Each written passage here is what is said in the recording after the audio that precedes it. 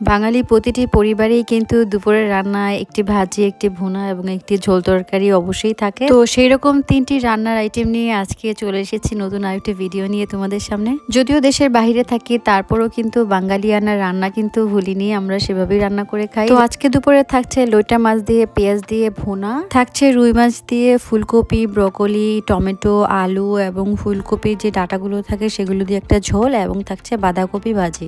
একটা ভাজি, একটা ভুনা এবং একটা ঝোল তরকারি আজকে করে দেখাবো। চলো তাহলে বাঁধাকপি ভাজি দিয়ে শুরু করা যাক। আমরা যে কোনো ভাজিতে প্রথমেই শুকনো মরিচটা অ্যাড করি, আর ভাজির মধ্যে শুকনো মরিচটা অ্যাড করলে কিন্তু স্মেলটা অনেক বেশি ভালো আসে। আর পেঁয়াজটাও একটু সামান্য পরিমাণে বেশি দিতে হবে। শুকনো মরিচ আর পেঁয়াজ দেওয়ার পরে এখানে অ্যাড করব কাঁচা মরিচ। আমি আজকে যেই পদ্ধতিতে তোমাদেরকে সবগুলো রান্না করে দেখাবো, খুবই সিম্পল এবং ইজি ওয়েতে দেখাবো। যেসব আপুরা প্রপারলি রান্না করতে জানো না, আমার এই ভিডিওটা পুরোপুরি দেখলে কিন্তু তোমাদের জন্য আই গেস অনেক বেশি হেল্প হবে। লবণ অ্যাড করার পরে দিয়ে দিয়েছি সবগুলো বাঁধাকপি। বেলজিয়ামের বাঁধাকপিগুলো অনেক বেশি শক্ত হয়, সিদ্ধ হতে অনেক বেশি টাইম লাগে, সেজন্য আমি বাংলাদেশের বাঁধাকপি অনেক বেশি মিস করি। সিদ্ধ যখন হয়ে যাবে পুরোপুরি, এর মধ্যে আমি 2টা ডিম অ্যাড করব।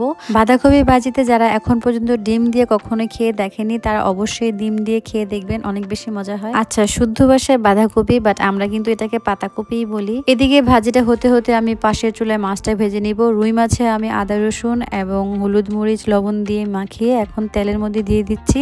রুই মাছটা আমি অনেক বেশি ফ্রাই করব না, একটা মিডিয়াম টাইপের ফ্রাই করব। যেহেতু রুই মাছ দিয়ে আমি সবজি দিয়ে একটা ঝোল আইটেম তৈরি করব, সেজন্য আমার কাছে মনে হয় অনেক বেশি ফ্রাই না করে একটা মিডিয়াম আছে মাছটা ভাজলে মাছের প্রপার স্বাদটা থাকে। এদিকে আমার পাতাকপি ভাজিটা অলরেডি হয়ে গিয়েছে। আমি এখানে নামানোর আগে সুন্দর মতো এখানে ধনিয়া পাতা অ্যাড করে নিয়েছি।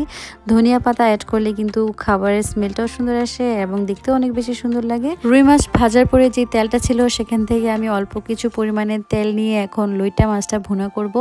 দিয়ে দিয়েছি পেঁয়াজ। বেলজিয়ামের পেঁয়াজগুলো বাংলাদেশের তুলনায় অনেক বেশি বড় হয়, সেজন্য 2টা 3টা কাটলেই দেখা যায় এক তরকারি পুরোপুরি হয়ে যায়। এখন দিয়ে দিচ্ছি পরিমাণ মতো আদা রসুন বাটা। সামান্য একটু নেড়ে পানি অ্যাড করে নিয়েছি যেন ফ্রাই প্যানের গায়ে মশলাগুলো দিলে লেগে না যায়। দিয়ে দিচ্ছি পরিমাণ মতো মরিচের ফাঁকি, দিয়ে দিচ্ছি হলুদের ফাঁকি, দিয়ে দিচ্ছি ধনিয়ার ফাঁকি। সবকিছু আপনি আপনার পরিমাণ মতো দিবেন। দিয়ে দিচ্ছি পরিমাণ মতো লবণ। এখন সবগুলো মশলা ভালো মতো কষিয়ে নিতে হবে। যেহেতু লইটা মাছ রান্না করছি সেজন্য ভাবলাম একটু জিরা ফাঁকিও অ্যাড করি। দিয়ে দিয়েছি জিরা ফাঁকি, তারপর আরো একটু সামান্য পানি দিয়ে এগুলো ভালো মতো নেড়ে নেব। মশলাটা কষানো হওয়ার পরে উপরে হালকা তেল ভেসে আসবে, তখনই আমি এখানে মাছটা অ্যাড করে দিব। এখানে মিডিয়াম সাইজের প্রায় 10টার মতো লইটা মাছ ছিল। আমি মাছগুলো পিস পিস করে কেটে তারপরে তরকারি রান্না করছি, কারণ আমার কাছে মনে হয় যে ছোট ছোট পিস করে মাছগুলো ভুনা করলে মশলাগুলো ভালো মতো ঢুকবে এবং টেস্টটাও খুবই ডিফারেন্ট লাগবে। মাছটা যখন প্রথমে দিয়েছি তখনই আমি খুন্তি দিয়ে জাস্ট নেড়ে দিয়েছি। যেহেতু লইটা মাছটা অনেক বেশি সফট হয়, তো এটাকে অনেক বেশি খুন্তি বা চামিচ দিয়ে নাড়া যাবে না। এটাকে জাস্ট হালকা পানি দিয়ে আমি এখন ধিমি আছে বা মিডিয়াম আছে বসিয়ে রাখবো। কাঁচামরিচ অ্যাড করেছি, ঢাকনা দিয়ে ঢেকে এটাকে সুন্দর মতো এখন আরো একটু কুক করে নেব। যেহেতু ভুনা করছি, তো তেলটা যখন উপরে হালকা করে ভেসে আসবে তখনই বুঝতে হবে রান্নাটা হয়ে গেছে। ধনিয়া পাতা অ্যাড করেছি। তো এই হলো আমার লইটা মাছ ভুনার ফাইনাল লুক। এখন আমি রুই মাছ দিয়ে ফুলকপি দিয়ে ঝোলটা রান্না করব। শুরুতেই পরিমাণ মতো তেল দিয়ে তাতে দিয়ে নিচ্ছি পেঁয়াজটা ভালো মতো নেড়ে এখানে দিয়ে দিব আদা রসুন বাটা। পরিমাণ মতো আদা রসুন বাটা দিয়ে ভালো মতো এটাকে নাড়তে হবে। নাড়া শেষে দিয়ে দিচ্ছি কিছু পরিমাণে কাঁচামরিচ, দিয়ে দিচ্ছি একটু পানি। আমি প্রতিটি রান্নায় সেম কথাই বলি, মশলা কষানোটাই হচ্ছে মেন। যার মশলা কষানো যত বেশি দেখতে সুন্দর লাগবে তত বেশি মজা হবে। হলুদ মরিচ ধনিয়া গুঁড়া লবণ দিয়ে আমি এখানে ভালো মতো নেড়ে নিচ্ছি।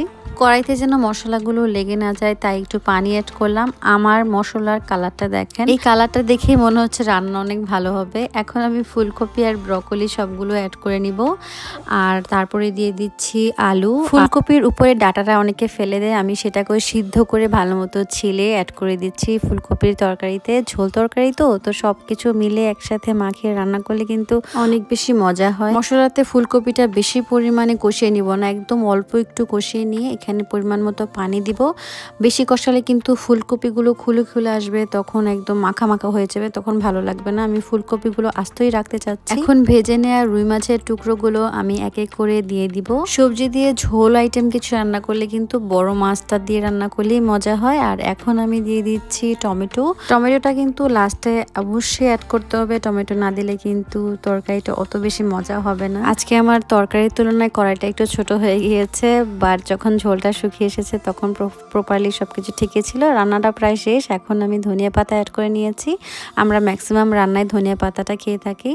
এই তো দেখছেন আমার রান্নার ফাইনাল লুক। দেখতে কিন্তু অনেক বেশি সুন্দর লাগছে আর খেতেও অনেক বেশি মজা হয়েছে। তো এই হলো বাঁধাকপি ভাজি, লইটা মাছ ভুনা এবং ফুলকপি দিয়ে রুই মাছ দিয়ে ঝোল। এগুলো আজকে দুপুরে রান্নায় খাবো। আপনারাও চাইলে এই ধরনের রান্না বাসা করে খেতে পারেন। আমার রেসিপিটি কেমন লাগলো কমেন্টে জানাবেন। ভালো থাকবেন। আল্লাহ হাফেজ।